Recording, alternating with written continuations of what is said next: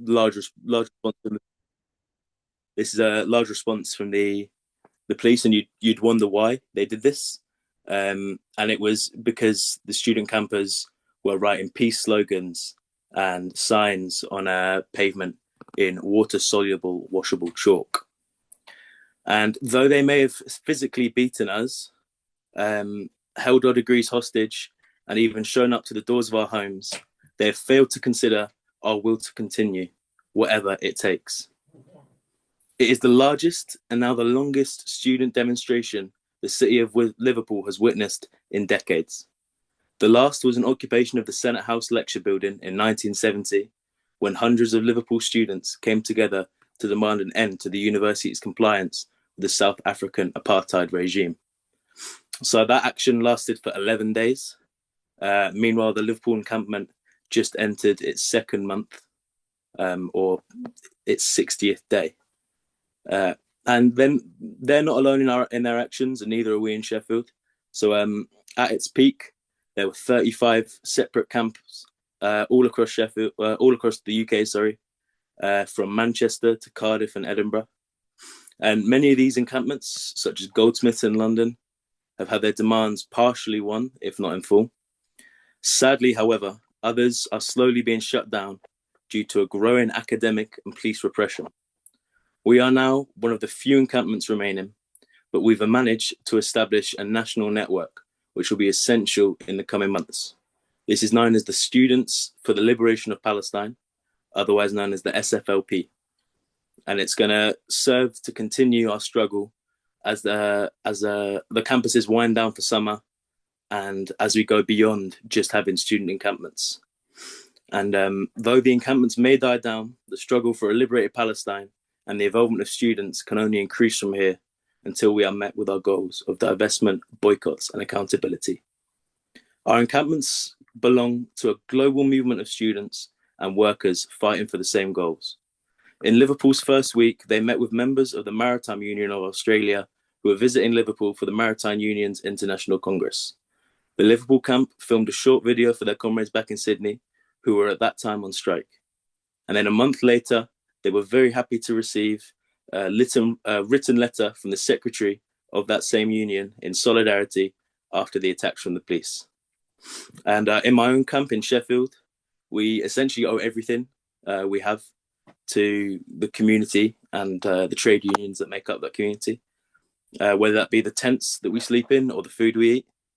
And I think it just goes to show that with our fellow workers' support, as a class, we are able to carry on through this struggle and against the ruling class that imposes these conditions upon us and encourages our working class brothers and sisters to be complicit in this genocide. And then obviously it is a global movement. So over the course of the encampments, we've also built links with students who won their demands at Sao Paulo University in Brazil, climate activists in Belize, and we're currently reaching out to comrades in Canada.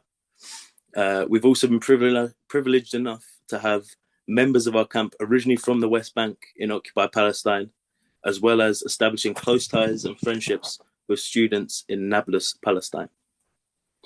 Comrades, the encampment movement in Britain and around the world is not insignificant. But with these spontaneous movements, there is always a lack of clear direction. Ultimately, what is missing from it is a revolutionary leadership.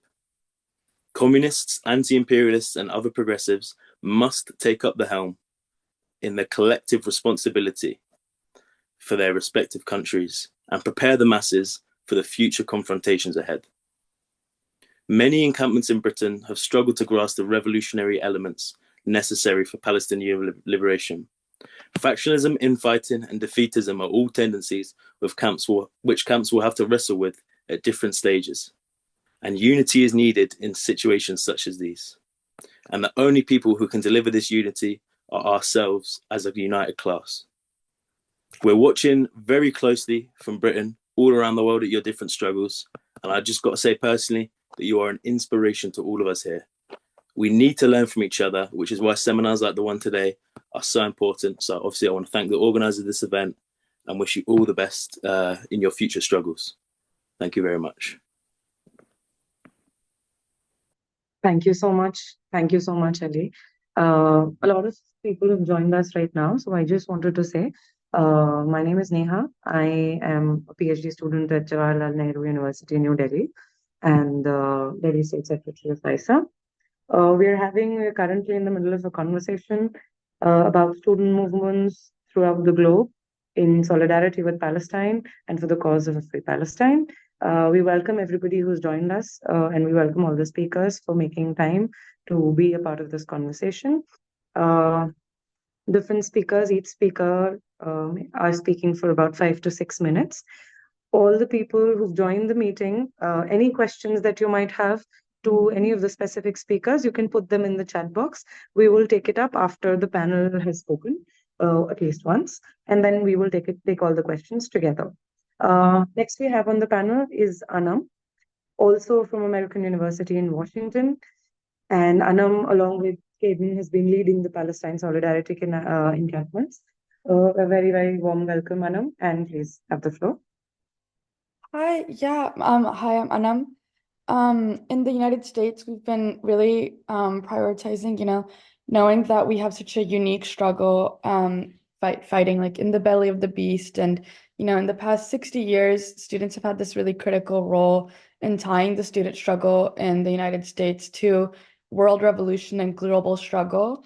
And with the diversity of the United States, we're really able to center collective liberation and, remind ourselves that Black liberation and queer liberation are at the forefront, or are tied to Palestinian liberation. And we've been with the encampment, sorry, um, I helped organize the encampment in the DMV. We had a solidarity encampment of all of the different universities from Maryland, Virginia, and DC, which are three bordering states in the United States. We've been trying to negotiate with our universities. However, they've just led to bad faith negotiations where our universities would try to meet with us 2 hours before the meeting and or only tell us about the meeting 2 hours before they wanted to meet with us. So the encampments in the United States were more of an escalation of these demands to advance the student demands when our university had already tried so many tactics to silence us, including suspending a lot of students and suspending club chapters. The university is in the United States a very neoliberal institution focused on creating professionals. And so, these encampments were more of a reclamation of our universities that we attended with a focus on popular education. And like Kaden said earlier, we've seen almost an immediate violence response. We've also seen narratives of outside agitators, of people who would come help us and were seen as trespassers by the university. But we've been trying to, um, con dispel this narrative, because this is a narrative used by our universities in order to appease their donors. But we all are connected, and when we see this struggle as just students versus outside agitators, it really takes away from the collective mindset that we should be having. Um, at American University, we had three demands, which were to first reverse the probation of AU Students for Justice in Palestine, which is our club that's at the forefront of advocating for liberation and for divestment. Our second demand was to end all student exchanges and study abroad programs with universities and organizations in the Zionist entity, which only served to garner material support for the occupation. And our third demand was full financial transparency of investments and endowments, and to be in compliance with the BDS resolution that we passed earlier, actually, a few months before. So we've been seeing this violent response, and we've been really thinking about how that will lead to our fight in the fall at George Washington University, a neighboring university of me and Caden's university. We're seeing dozens of students face charges from the university and are at the risk of being suspended. They're being told that they're not allowed to enter the grounds of their universities for 5 years. And so, it's a difficult struggle in the belly of the beast, where we're seeing such heavy police violence and state violence being used against students by their own universities. And also with that, there's no acknowledgement of this by the universities. But there's also importance to remember that we are not the ones who are facing the brunt of the struggle. Gaza is our compass. The political prisoners are our compass. And it's important for us to censor that whenever we discuss about the oppression we are facing, because ultimately this is nothing compared to what people in Gaza are facing in repression. We're seeing more information about the torture that Palestinian prisoners are going through in prisons. And ultimately we did have a sense of safety at the encampment, regardless of if we felt afraid about being barricaded in or police violence. So yeah, we've been really trying to keep pushing for that. And thank you again for having us on this panel. And I would really love to answer any specific questions that you may have. Thank you so much. Thank you so much, Anna. Anybody who's got a question can put them in the chat box. And after all the speakers have spoken, we will take up questions. Next we have on the panel is Abel universities across the UK, different universities across the UK have seen pro-Palestine encampments. And at the center, and one of the centers of that has been SOAS. So we're really glad to have you, Abel, with us. Please take the floor. Abel is from SOAS and has been actively participating in the pro-Palestine movement and the encampments at the university. Please take the floor. Hey, can you all hear me all right? Yeah, you're audible. Okay, great. So I'll turn my camera on in a second. Yeah, it's like I say, other people have said as well, it's really good to be on this panel. And so thanks to the organizers, because I think these kind of international exchanges is really important to strengthen our movement, bring the solidarity, bring the kind of learning. And already off the few contributions that I've heard, I'm really grateful because it really shines a light on some kind of reflection on some of the issues we're facing. And, when encampments or particular struggles get isolated, just having that perspective of how other people are dealing with issues does really help to move things on. I think I would start, of course, with where our encampments are coming from is looking at the resistance in Gaza and looking at the quite clear call that has been made, the call to escalation. And that's a responsibility that we feel that we have, and not just to be in solidarity, but to actually extend the resistance that is taking place and say what does it look like for us to become resistance here in the UK. And obviously the conditions that we're facing in the UK are quite different, even from the police violence that we saw in America, one of the paramilitary violence that people face in other countries and student organising across the world. But it is something that has been increasing in the UK as well. And that's something that I think we acknowledge that we have to take on, we have to face. There's an acknowledgement at the start of the encampments that, it's a risk, it's an escalation, but that's a necessary step that we have to take. And I think what was actually really inspiring about what happened in the US was just, it's not always, this is a long struggle and we're not going to win things straight away. But the way that we saw students standing up to that state violence, taking over buildings, pushing back police out of their university buildings, it shows the ways that, boundaries or expectations or even power balances on campuses can really shift in these times, and that's what our responsibility is to do at this moment. In terms of the UK organising things, obviously we're maybe not coming from the same level of notice as other places have been organising, and the kind of response we have from the state is different. So the response from the state here has been up until much more recently, as Ali was saying before, was really to try and let the encampments go, try and ignore them, wait for the summer period, wait till the elections that passed last Thursday, and now the state pressure is starting to ramp up. But they're obviously trying to avoid such a big confrontation as we saw in America. And, we're coming at this in terms of there's many social groups and community groups who've been organised on campus for a long time, but I think there's been a failure there really to develop a coordinated national movement, to develop a seriously coherent and politicized student movement. And so a lot of these encampments have been very organic in the way they sprung up. They've not been led by one group. They're taking a specifically independent position. And I think we've actually seen that gives the chance to actually go beyond some of the limitations, some of the conservatisms that other groups on campus have. So I'll give the example of SOAS.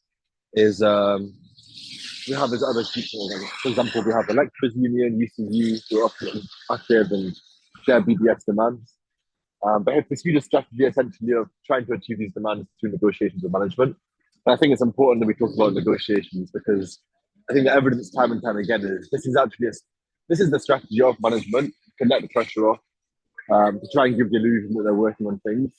And I think we've been pretty, like we always say, like the example is the steadfast resistance to the Palestinian people. And I think it's important for us not to jump, at some opportunities to sit at the table and maybe get some kind of verbal affirmation from management, who we all know are very materially invested in this. The complicity of these institutions goes back generations, centuries, and actually to stand our ground and say, actually, instead of just going into those meetings, we're going to build some serious power outside. So the South encampment has made clear that we're going to be staying over summer. And that's important to us too, as well, because we're saying we're not just following the ordinary academic cycle. It's not just an ordinary student movement that, goes quiet over summer, restarts again when term begins in September. And that's also connected to the way that we've been working, not just with students, but young people, youth, wider community, people who've been involved in Palestine solidarity organizing that haven't really had such a space or specific place to do that around. And the South encampment has been really positive in that regard. It's a place where people come for educational events, to meet before rallies, to meet after rallies, for music, for cultural stuff. And yeah, it's about, I think, building a broad base, building like deep depth of organization, depth of consciousness. And yeah, I think that has been said, having a revolutionary perspective in that as well. Something that we know is going to go much further. We have our demands around disclosure, divestment, breaking ties with Haifa University, which I thought was a partnership. People have been very good, shown very clearly how the universities of the Zionist entity are key to the occupation. The settler colonial project there. We also have a demand. I think I was interested to hear from the comrades in the US about the importance of censoring, well, not necessarily censoring, but affirming that we don't accept any of these repressive measures. And the fact that as part of our saying that we're going to be resistant, we're going to stand up, we're going to stand for Palestinian liberation here, and saying that you don't, the idea of touch one, touch all. Like if you come and try and discipline us, we absolutely respond against that. We don't accept that. We assert our right to stand for Palestine. We don't accept that that's criminalized or no disciplinary action.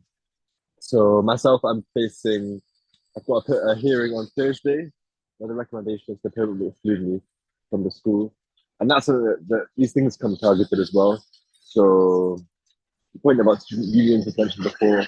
Our student union has been targeted, I guess. Specifically, they've appointed a Zionist CEO of the student union, which actually undermines the student democracy, tried to depoliticize that body.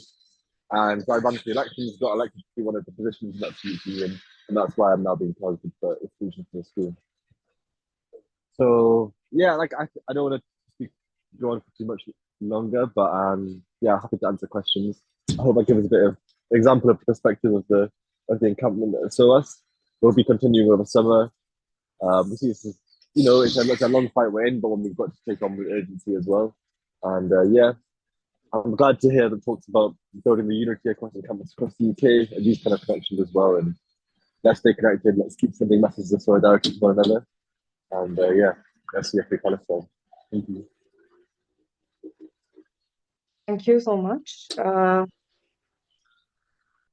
Everybody who has questions to Abel, please put them in the chat box. You can address it to Lekha, because I think some people are saying that you're not able to send it across to the entire group and you can only address it directly to people. So can you please send it to either Lekha or me?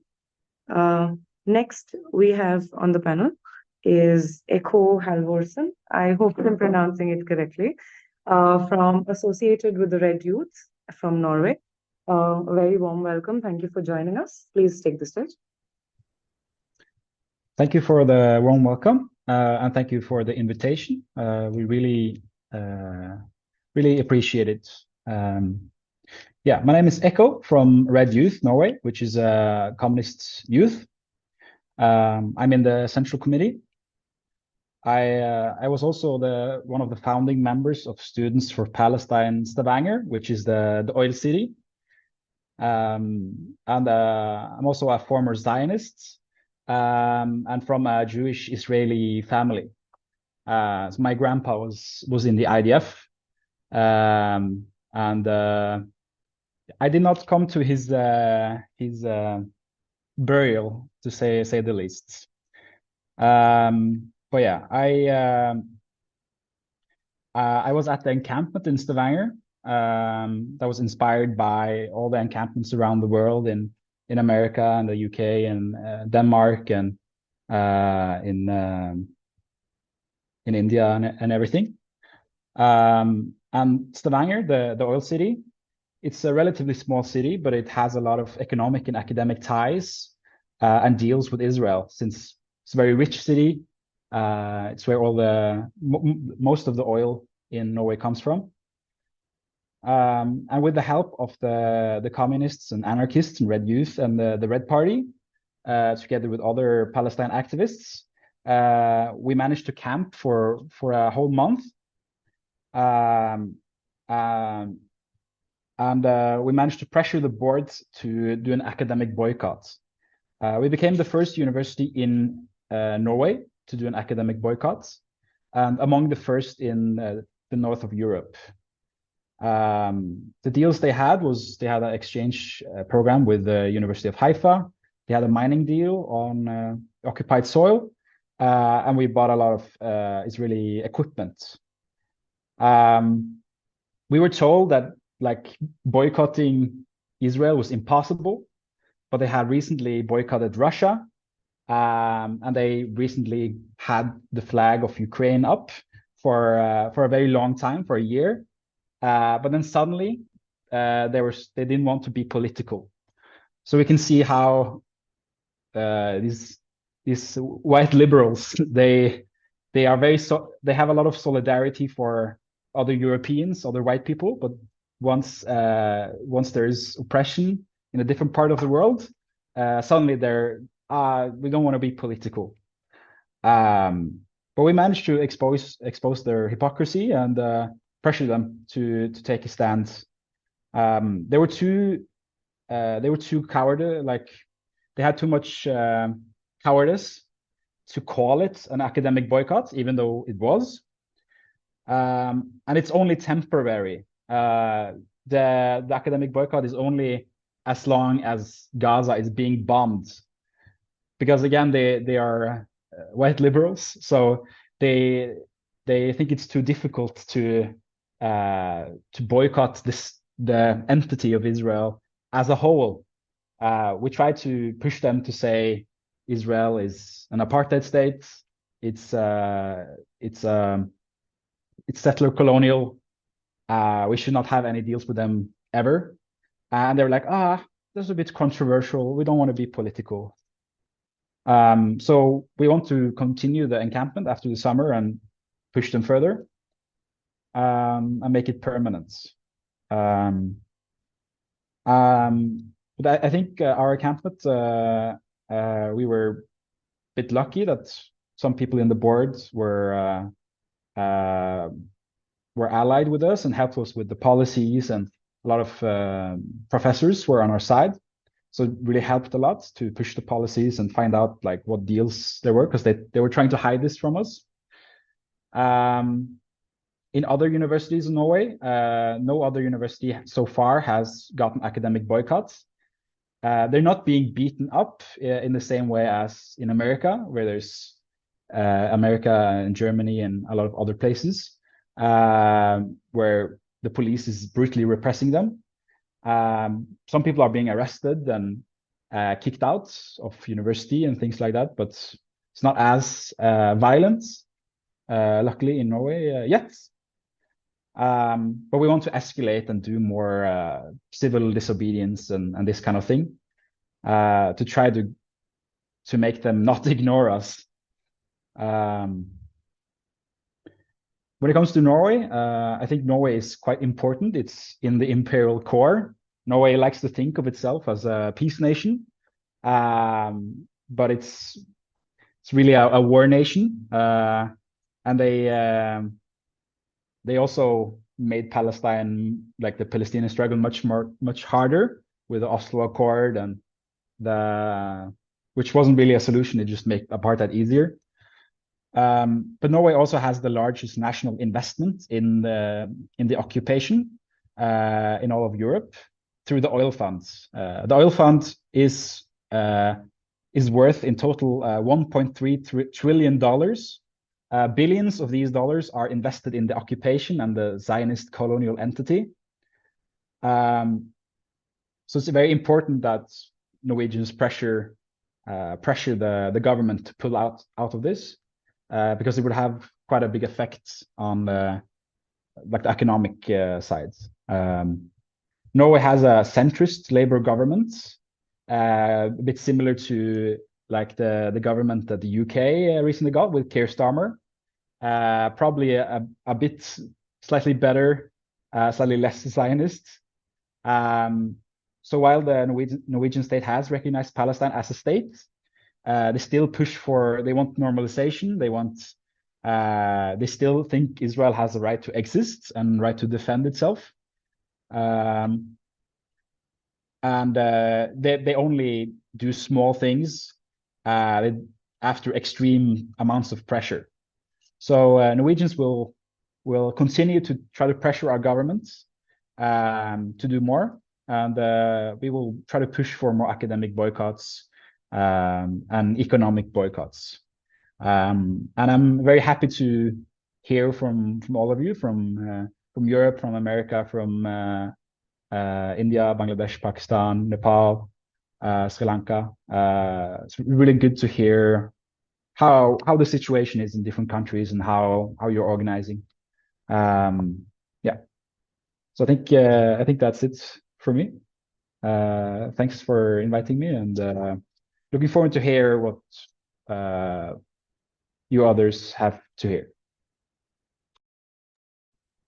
Thank you so much, Echo. Everybody who has questions for Echo, please address them, put them in the chat box. You can either address it to Lekha or you can address it to me. Next, we have on the panel is Sam Morris, who is a member of the Socialist Alliance in Australia, also a student of the University of Queensland, and has been involved in the Palestine Solidarity encampments with the Students for Palestine. As we know, Australia recently saw pro-Palestine supporters climbing onto the Parliament House and heavy crackdown, state repression, a Muslim senator being dismissed. Welcome. Thank you so much for being here, Sam. And please take the stage. Thanks for that introduction. Is my video working? I cannot see you. Okay.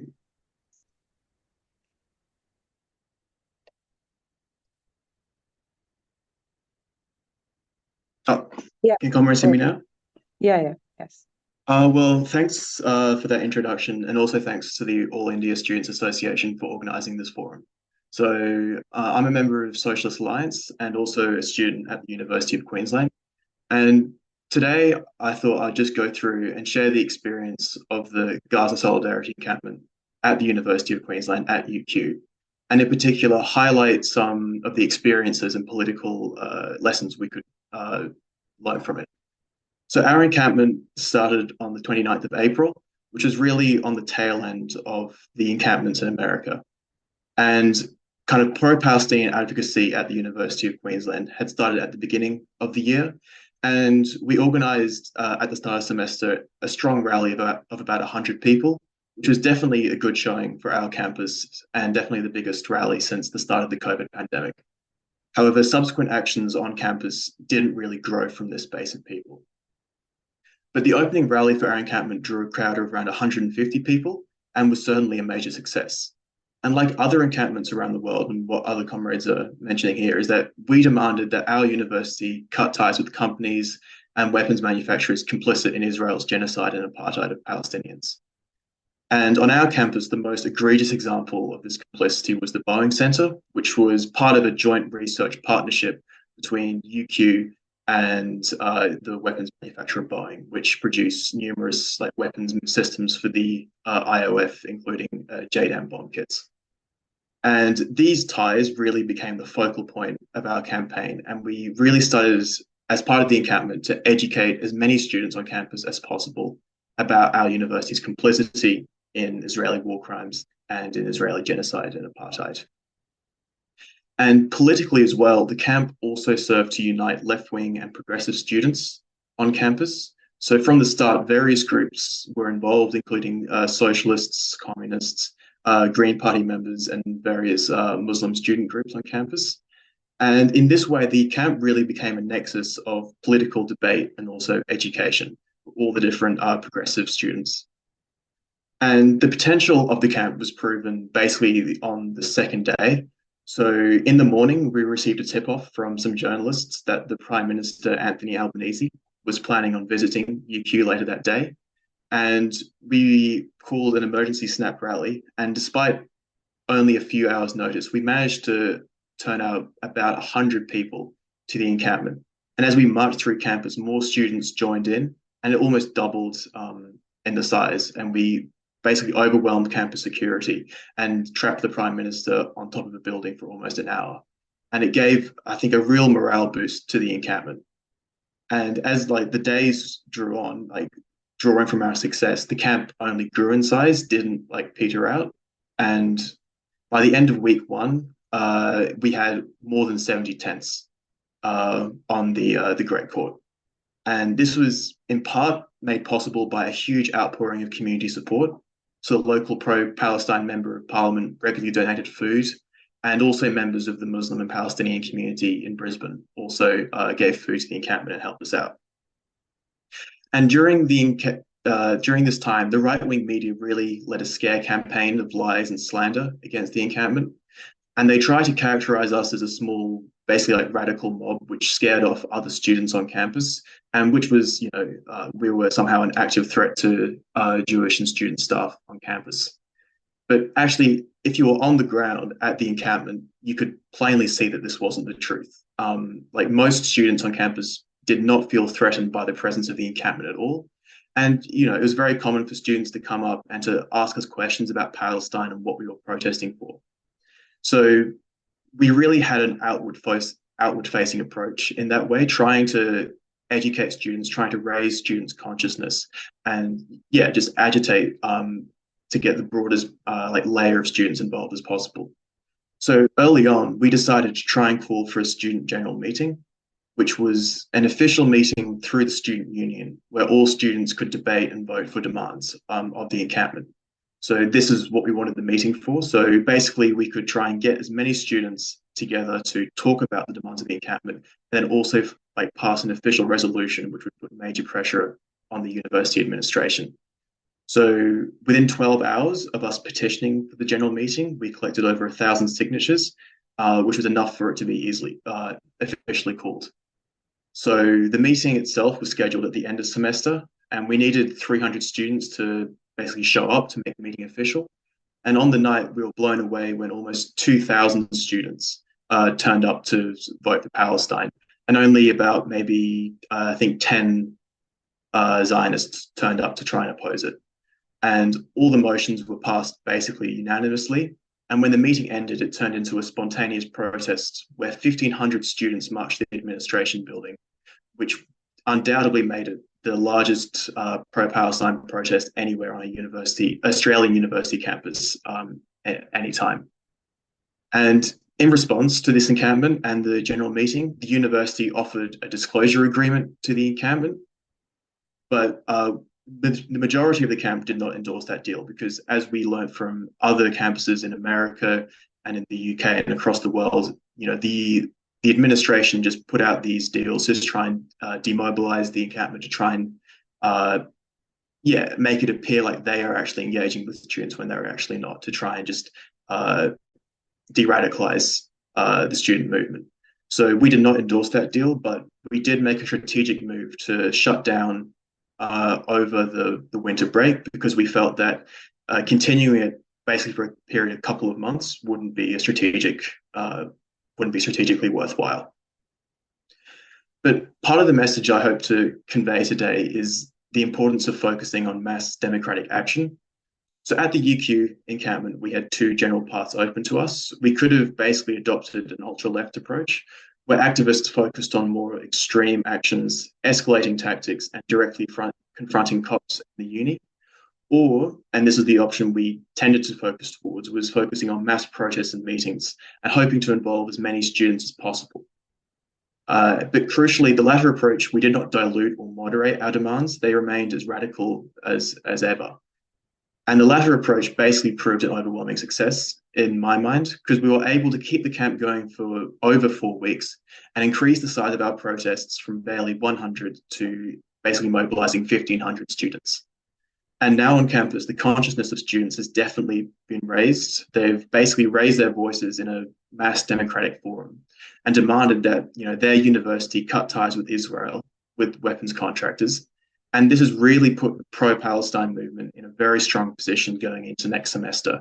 And we feel confident that our campaign will be as strong as ever and enjoy broad support from students. And at UQ, we were fortunate to be met with relatively little repression compared to what other students across Australia and around the world have had to deal with.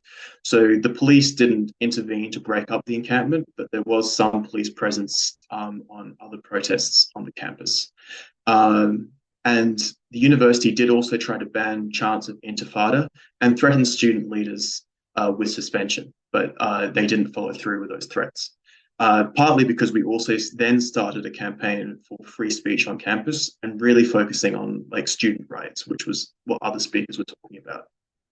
But across Australia, students have faced expulsion and suspension for participation in encampments. So this really goes to show that universities are in crisis and, you know, they are scared of this student mobilization. And the genocide in Gaza demands immediate intervention by progressives all over the world. So certainly the most significant development has been the global student movement in solidarity with Palestine in recent months in terms of protest. And this has really represented, I think, an acute crisis to the ruling class, because we basically have elite institutions being awash with radicalism and student rebellion. And whilst undoubtedly impressive, the struggle can't just be won on university campuses alone. And students must demand that their governments halt this drive to war and quit sinking billions of dollars into the arms industry. And in Australia, even though our universities are nominally like publicly owned, they are effectively corporate institutions reliant on investments, endowments, and industry partnerships for their continued profitability.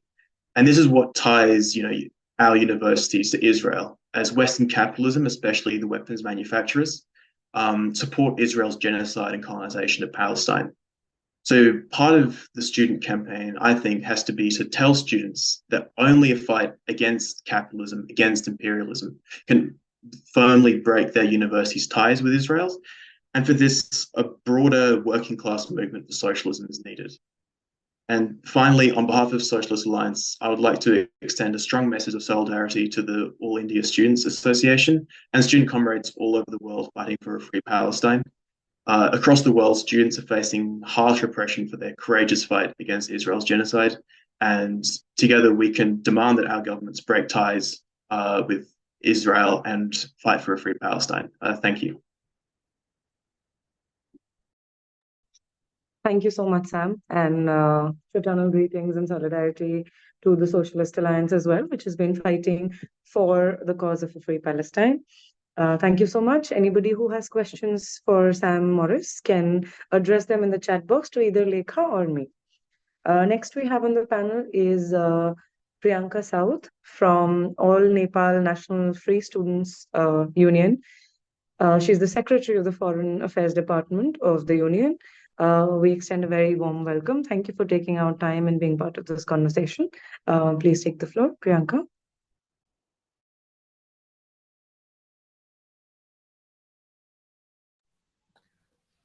Okay, hello everybody. Namaste and good evening.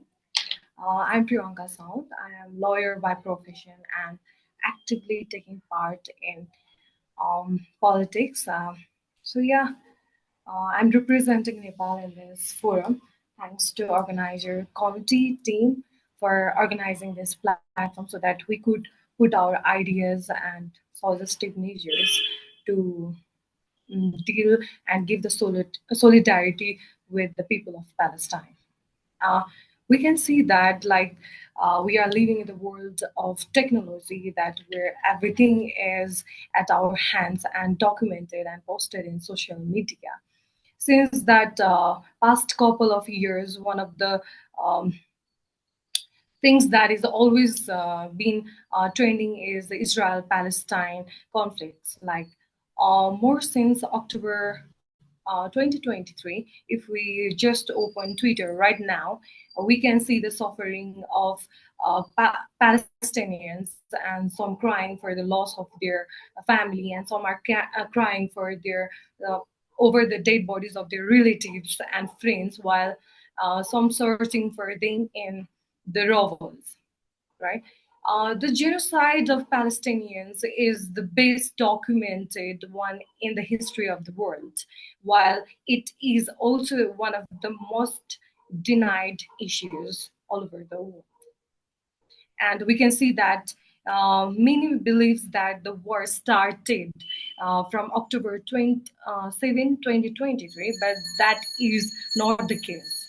Ever since Israel was recognized as a state by United Nations, the conflict has emerged.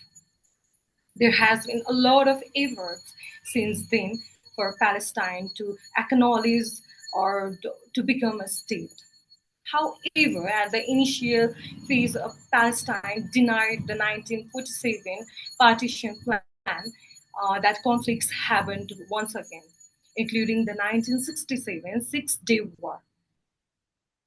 In 1982, the Palestine Liberation Organization, which is also known as the PLO, accepted the principles concept of two-state solution, but it was all in vain.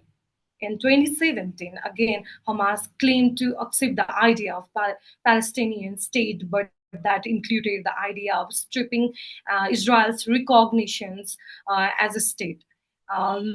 Looking back, all attempts have not been fruitful. Hello? Oh, sorry. Yes, yes, Um, you're audible. okay. Like we could see that various peace processes have been initiated, but now the Israel-Palestine conflict has taken a dark U-turn, right? And eye for an eye makes the whole world blind. This is what has been happening. And in my opinion, the conflict will keep escalating unless Palestine will be recognized as a state. Two-state solution is the best way possible to end this conflict. Like we also could witness, see there has been an international recognition of state of Palestine. Like 145 out of 193 members of the state of United Nations has done it. Nepal is also one of the nations who has recognized Palestine, and we did it back in December 1988. However, just the efforts of 145 states are not enough. US, one of the P5 member state of United Nations Security Council, has used its veto power to block Palestine membership to the United Nations. But now, in recent contemporary, we could see that USA also taking actively part in a campaign protest in respectful for the Palestinians in this scenario. But the most that has happened is that Palestine has been recognized as an observable state. So unless and until Palestinians have a recognition, the conflict is just going to happen. Therefore, it is upon us, youth and fresh minds, politicians, to push the agenda. We need to stand up for humanity and the betterment of the citizens of the world. We need to put our voices against the genocide and atrocious war, like crimes that are being documented yet denied. The perpetrators need to be liable, and Palestinians need to be freed from the nightmare they are diving since the past 8 decades. So, uh, Let us stand together and make the world leaders recognize Palestine as a state and stop the genocide once and for all. Thank you. Thank you so much, Priyanka. Thank you so much. Next, anybody who's got questions for Priyanka Saud, please put them in the chat box and address it either to Lekha or to me. Next we have on the panel is Suhail Ahmad from the Socialist Students Front in Bangladesh. A very warm welcome and thank you for making out time. Please take the stage. Suhail.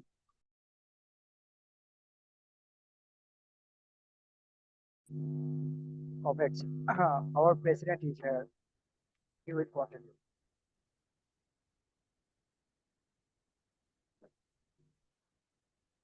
Hello. Hello, comrades.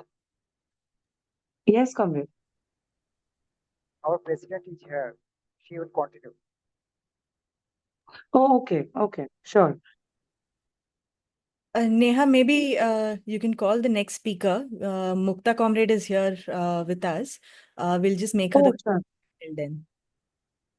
Comrade Mukta Barai from the Socialist Students Front in Bangladesh. Are you here in the meeting? Comrade Mukta is here. Yes, but she won't be able to unmute herself. We'll have to make her the co-host. So just Okay. next speaker and then we can call Comrade Mukta. Okay, okay. Just a minute.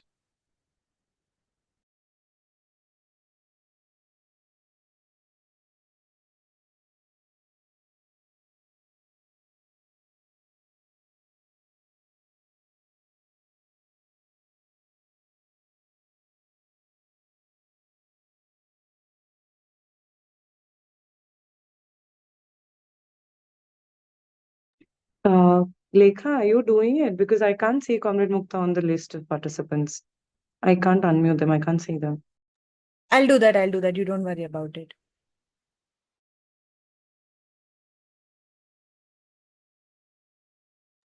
So should I wait for you to do that, or should I call the next speaker, Call Lekha? the next speaker. Call the next speaker. Oh, okay. Okay. As the next speaker, we have Elijah Tay from associated with the Students for Palestine in Singapore. They're an organizer in Singapore and an undergrad sociology student at Nanyang Technological University.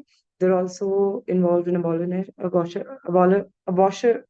abolitionist, labor, and LGBTQI plus organizations in organizing movements around LGBTQI plus issues. A very warm welcome and thank you for joining us, Elijah. Please take the stage. Hi, thank you, comrade. Hi, everyone. Thanks so much for having me here today. I'm going to share some slides to guide the presentation, being the good Singaporean student I am. So please bear with me. Let me share the slides. Can you all see my screen? Yes, yes, you're. Can I I? can see Okay. it. All right, fantastic. Okay, let me start the slideshow. All right, cool. So I'm gonna give a bit of context first about what the state of Israeli and Singapore ties are, and then also the state of repression of our democratic rights before going to sharing about what Students for Palestine has been doing alongside what other independent student actions have been happening on campus as well, and also off campus.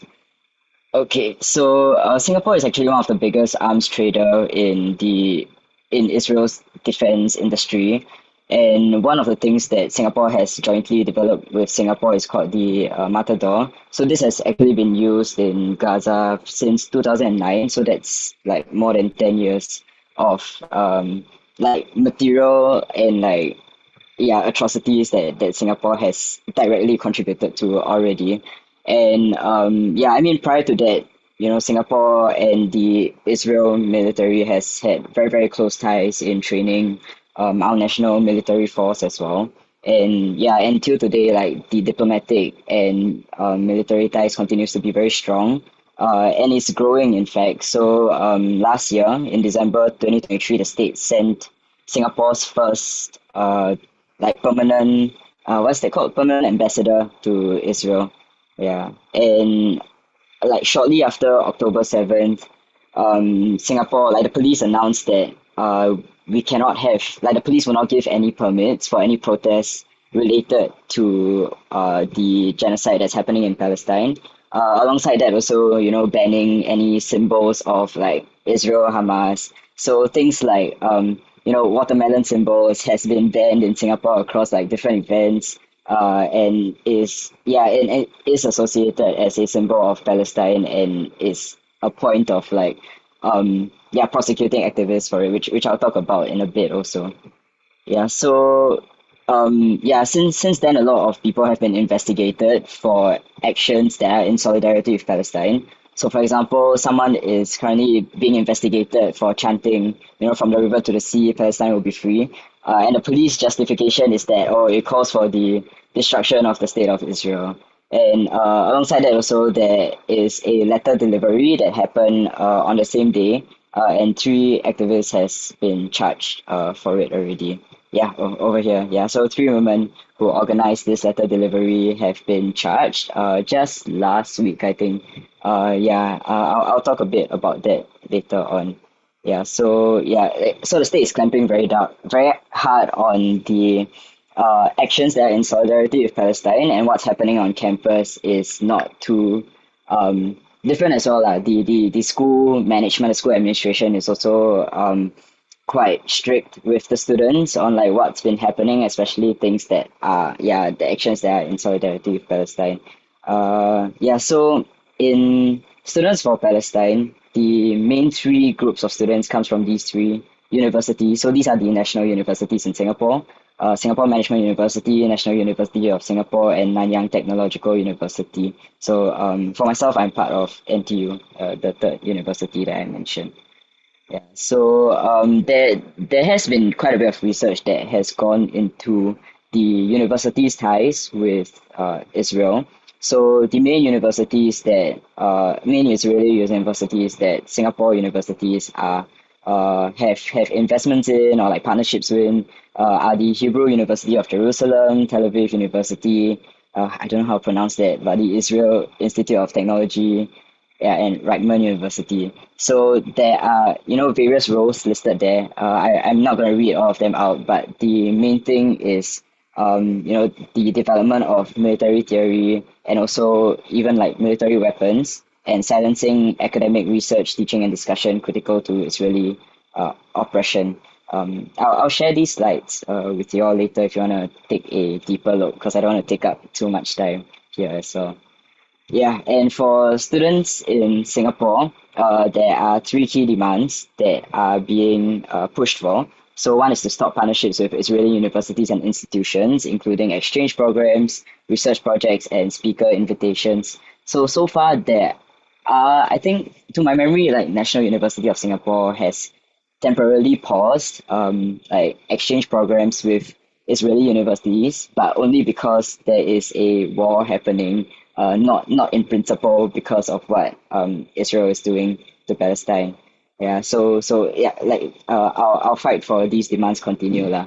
And second demand is to stop policing peaceful expressions of support for Palestine, such as organizing of cultural events, fundraisers. So this demand calls both to the school administration and also to the state.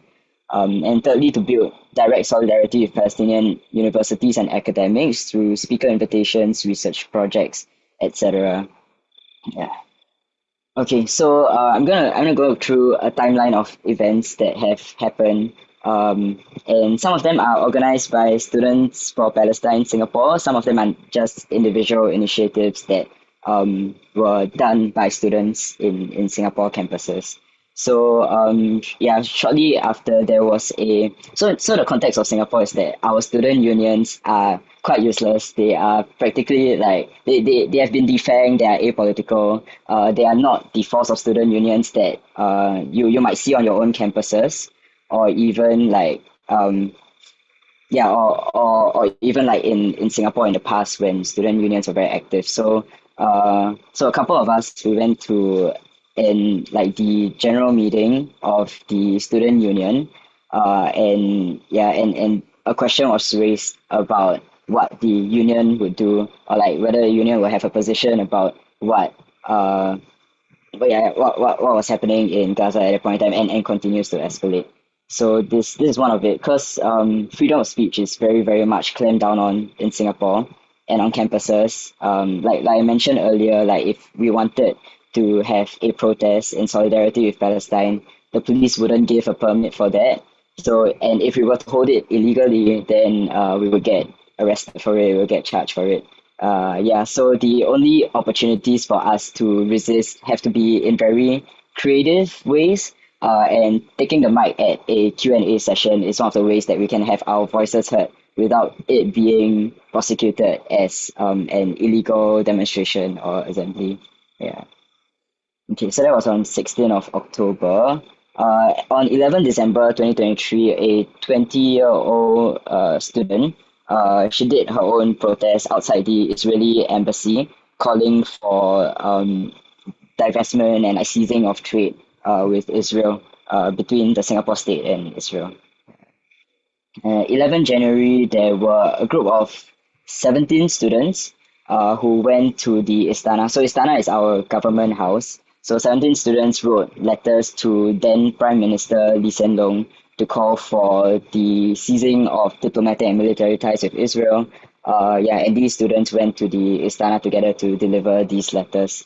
So the reason why we did this is because like this was one of the only ways in which we could make a public stand legally, because protests are not legal in Singapore, and being able to deliver our letters to the mailroom at the Istana was one of the only ways in which we could physically show our solidarity with Palestine, and also to just get the letters to the state with hopes that they would hear us. But of course they won't. So having like documentation that this happens is also to reach a more public audience and to encourage more students to make their voices heard as well, and the general public as well. Okay, on 14 January, so shortly after, that was the the international like kite flying day in solidarity with Gaza. So we had one also at Marina Barrage, and there were many people there lah, to paint like watermelons and like keys and all that on our kites and flying them in the sky. It was great lah, the solidarity. I think one of the comrades spoke about earlier about how community is solidarity as well. And I think like the point of having all these different kind of get-togethers per se is also to build that sort of like networks and solidarity among students on and off campus, in moving towards bigger and stronger actions also, to make our demands and voices heard by the schools and the state. Yeah, so on 2nd Feb, that was when we had the inter-school action in solidarity with Palestine. That was also the Singapore Day of Solidarity with Palestine, so a bunch of other actions happened that day as well, but I'm going to talk first about what happened on campuses. So the two images that you see on the screen, the one on the left that was in Nanyang Technological University, the one on the right that's at National University Singapore, NUS. So the one on the left at NTU, that was called Ponteng for Palestine. So Ponteng is a Malay word that refers to truancy, playing truant. So that day, students across campuses skipped classes together to attend our teach-in, or at NUS, that was the Picnic for Palestine, where students got together and did poetry, music, all in solidarity with Palestine. So this was actually Singapore's first student strike in a very long time.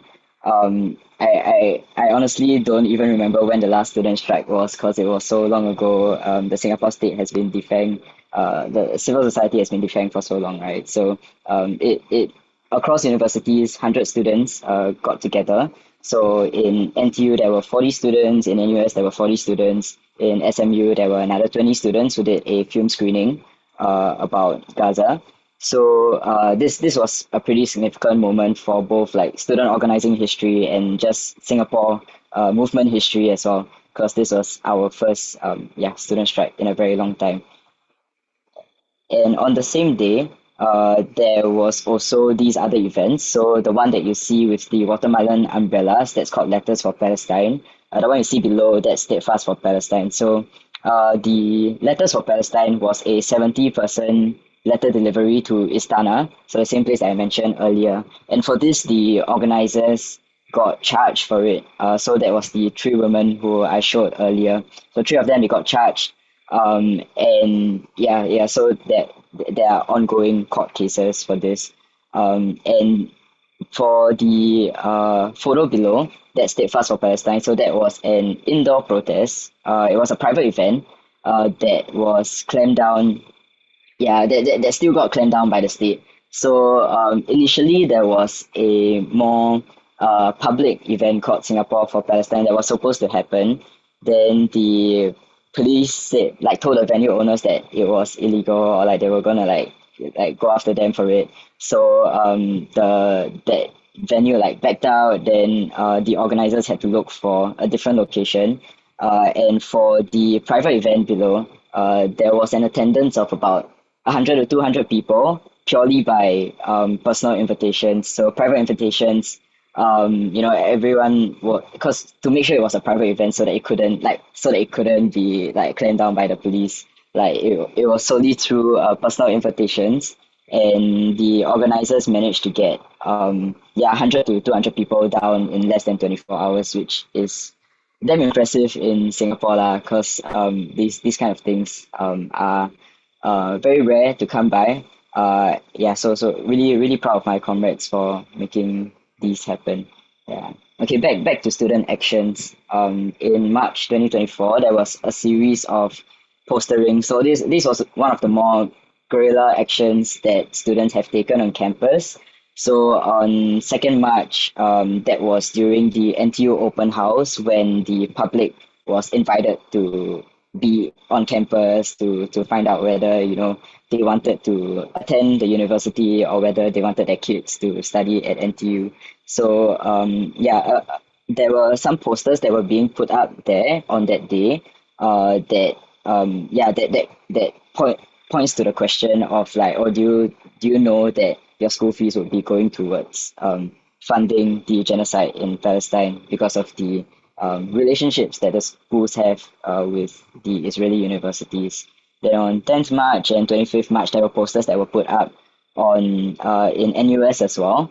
So calling for positioning, student power and getting students to be involved in campus actions.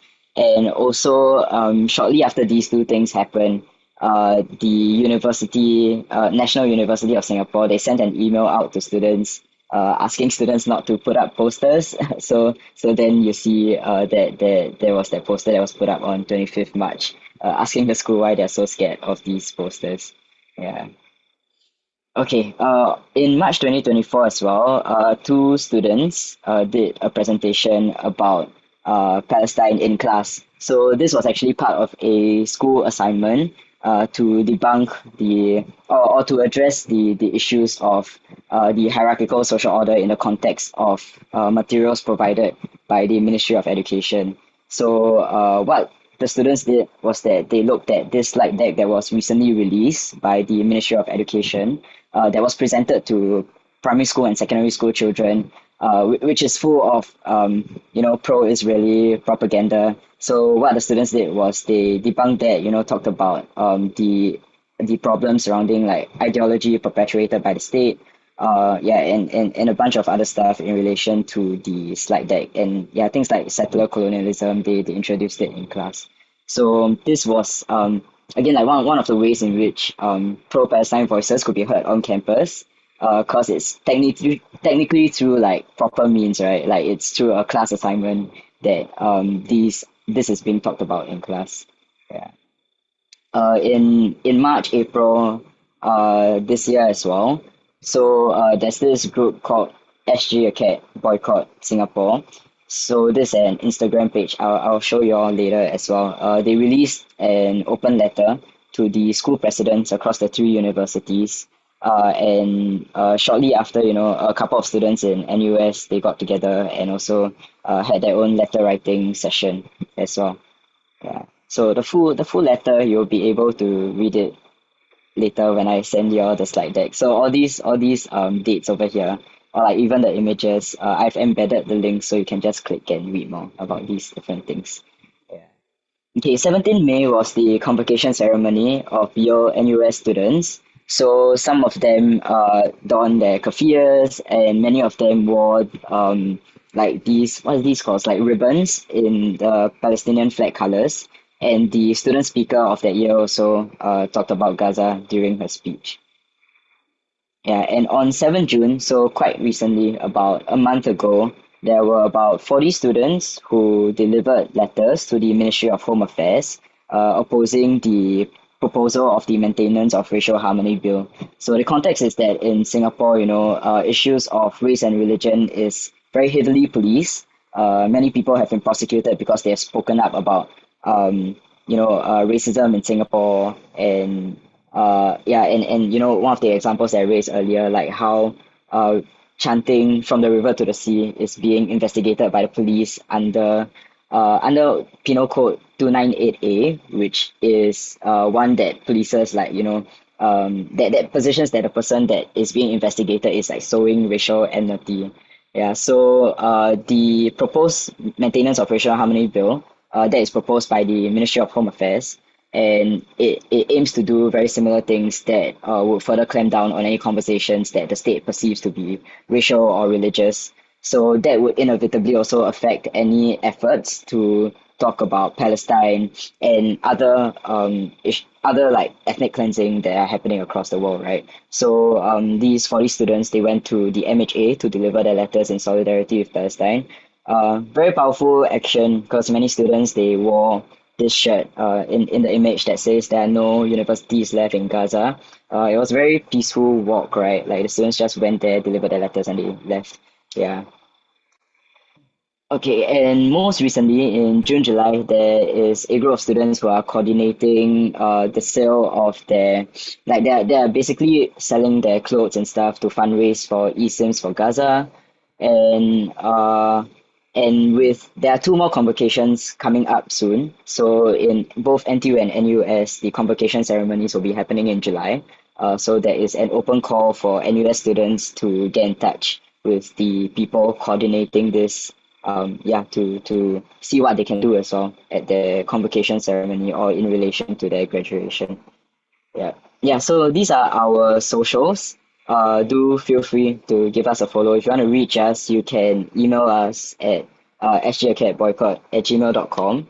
The slide link is on this slide as well, if you want to take note of it so that you can look back at it later. If you want to reach me personally, you can ask you can ask Comrade Leka later for my number if you want. Yeah, so I really appreciate the time that we get here to share and be in solidarity with one another. It's so important that we are able to organize together in solidarity because it is a very powerful movement and an important and necessary one if we want to see the liberation of all of us across the globe, right? We have to first liberate Palestine. Our liberation is intertwined, and I think it's incredible hearing all of what you are doing on your own campuses as well. So looking forward to see how we can work together.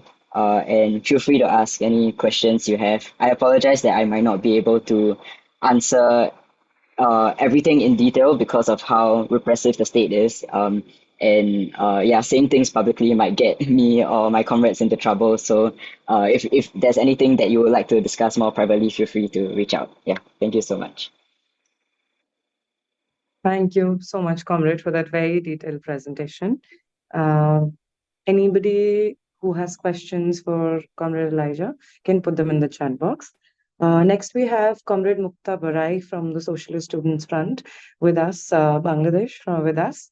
Are you available to talk now, Comrade Mukta? Okay. Oh, okay. Please take the stage. Okay. Thank you. I'm very sorry for my technical problem. I late the meeting, so very sorry. All comrades. On behalf of our organization, Socialist Student Front and Progressive Student Community of Bangladesh, we exit our revolutionary greetings to the representatives all of the organization participating in this webinar. I'm Mukta Baroi, President, Socialist Student Front, Bangladesh. On behalf of our organization, I express our opinion about Palestine issues briefly. Comrades, firstly, every peace-loving people of the world wants to know how long the brutal attack and genocide on Palestinian people will continue. It is known to all that what terrible suffering has been imposed on the Palestinian people by the oppressive Israeli Zionists.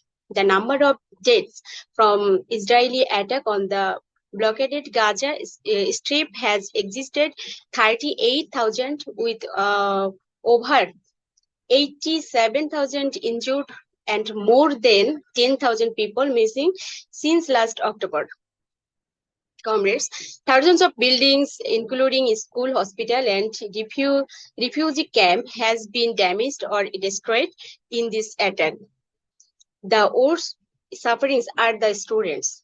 The destruction of power plant has depleted Gaza's food reserves. At the same time, due to infrastructural damage, medical treatment and has almost collapsed, and the people of Gaza are facing a humanitarian disaster. The Prime Minister of Israel announced that he would occupy all the territory from the Mediterranean Sea of the Jordan River. What the Israeli army is doing now with first operation and deadly weapons is turning Gaza into dust. The situation has become a perfect opportunity for imperialist America. The war has increased the prospects of arms sales in the Middle East. Expanded Israelis borders has seizing more Palestinian land and created global war first. The U.S. Secretary of State declared, "We will do whatever it takes to ensure Israel's security," and they are acting on this promise, sending weapons of mass destruction to Israeli army. For existence, Palestinian people has no way but fight against it. At this moment, it is our moral obligation to stand with Palestinian people. In this crucial moment there is no scope to be neutral. Solidarity and Palestine and protest against Israeli brutality is the need of the hour. People of the whole world supports the fighting people of Palestine. In this time of darkness, solidarity and Palestinian people is the only hope.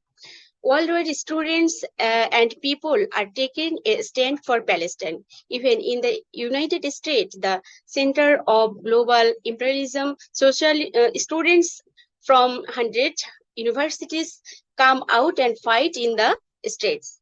In our country, Bangladesh, there are several demonstrations took place from the every beginning. Our organization and our party, we took for the struggle of the Palestinian people against Israeli aggression.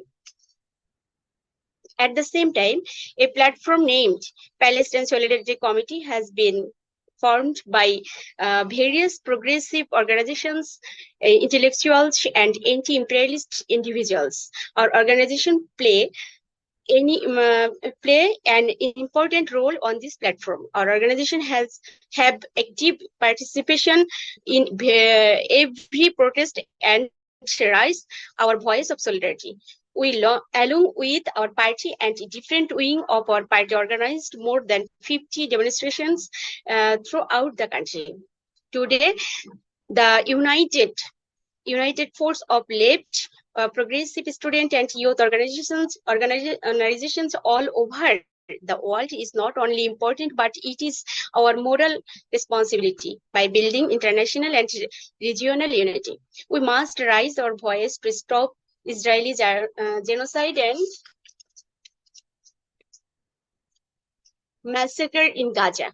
At the same time, to resist imperialist heinous design, especially US imperialism, student solidarity is necessary. Before including my speech, I want to place some specific proposals. One, from this webinar, we demand immediately withdrawal of Israeli army from Gaza and occupied land of Palestine to make a free Gaza and Palestine. Two, a solidarity campaign with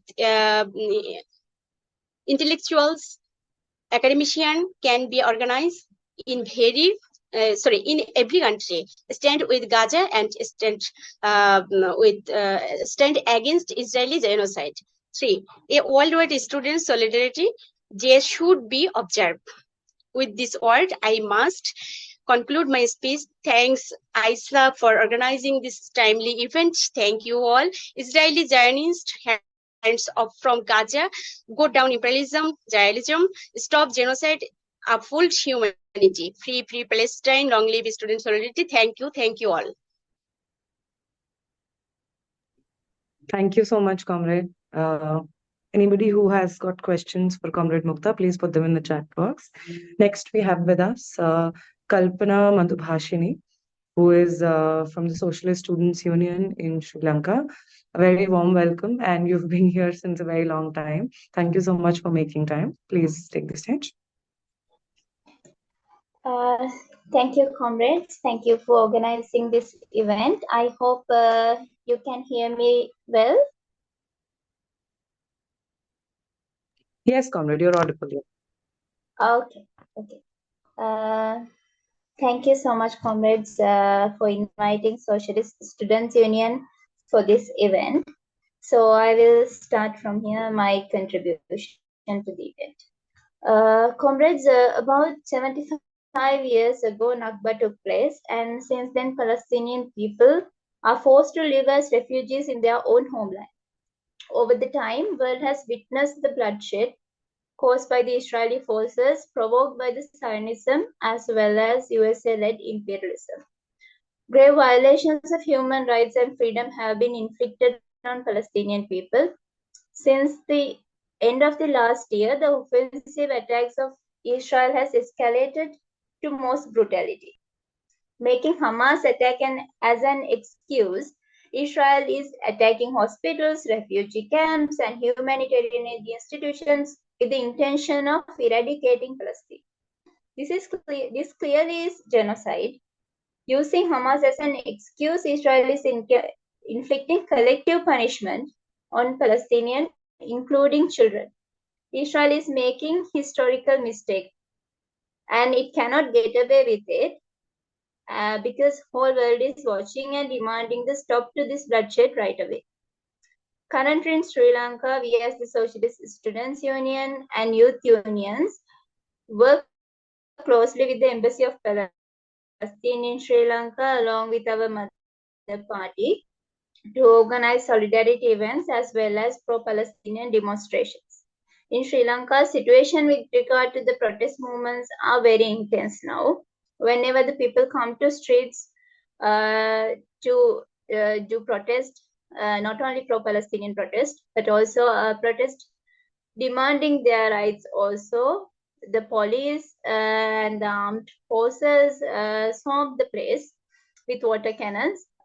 Even in the student protest as well, they use water cannon on students, tear gas, and baton charges just to suppress any intense demonstrations. They are not violent demonstrations; they are very peaceful demonstrations, and police, regardless the peacefulness of the protest, their target set to suppress the protests. This is because the government is backing this suppression, and Regardless, we are organizing and participating in the pro-Palestinian demonstrations, and especially Socialist Youth Union take initiatives with young people in Sri Lanka, and we as a student and youth organization, along with our party, working closely with the Embassy of Palestine, supporting the activities they are holding, as well as taking steps to initiate the demonstrations. So, as I said, we support several activities conducted by the Embassy of Palestine, and also participate actively in the Palestinian Solidarity Committee in Sri Lanka. So, friends, for all these years, we know that welfare and the protection that citizens of a country must enjoy has been denied to the people of Palestine. Continuance of this conflict is jeopardizing the situation of both countries, and at the same time, it is jeopardizing the peace and stability of the Middle East region. It also caused suffering and enmity between the people of working class in both countries, Palestine and Israel. The vast majority of the countries of the world recognize Palestine as a country. Even every government that has come to power in Sri Lanka also accepted establishing state of Palestine as a solution to resolve this conflict. However, USA and Israel continue to disregard the international call of solidarity towards Palestine. We as a student union, along with our youth union, try our best to acknowledge Sri Lankan people of the reality of what is happening in Palestine. As a country having migrant workers, a number of migrant workers in Israel, it was very difficult at the beginning for us to convince some people of this reality. Many criticized our movement, saying that first offensive of October was from Hamas. However, we had no reason to waive our pro-Palestinian stand, as over many years we have studied and we have observed how Israel erased Palestine. And we comprehend the necessity of Palestinian people to defend their rights, defend their country. So we convince Sri Lankans and keep on convincing our people of the rights of the Palestinian people. We accept the two-state solution with 1967 borders, which has been suggested by the United Nations as a solution possible to resolve conflict, establishing two sovereign states of Israel and Palestine. More than 140 countries as well as the Vatican accept this solution. Now it has become clear that this is no longer a conflict between Christianity and Islamism. We vehemently condemn the Zionist ideologies of ethnic cleansing and USA-led imperialist instigations, preventing Israel from honoring the solution agreed by majority of the nations of the world. We demand without further delay recognition must be given to Palestine as a free and sovereign state by implementing 1967 borders. Nations of the world has to hold current Israeli government accountable to end the illegal occupation and genocide over Palestine. We strongly support the struggle of the Palestinian people to realize the sovereignty and freedom. Sovereignty and freedom, we appeal to the progressive people of Israel to come forward and stand against the